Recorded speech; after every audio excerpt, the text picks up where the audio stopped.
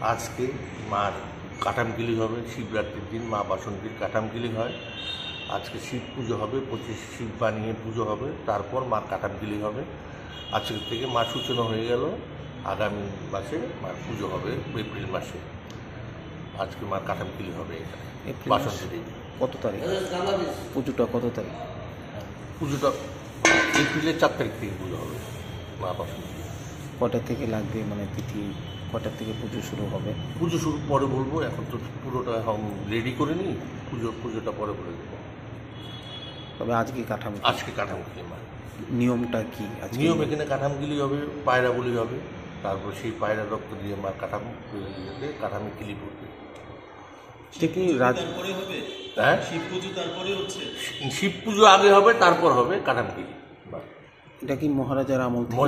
রাজামল থেকে চলে আসছে।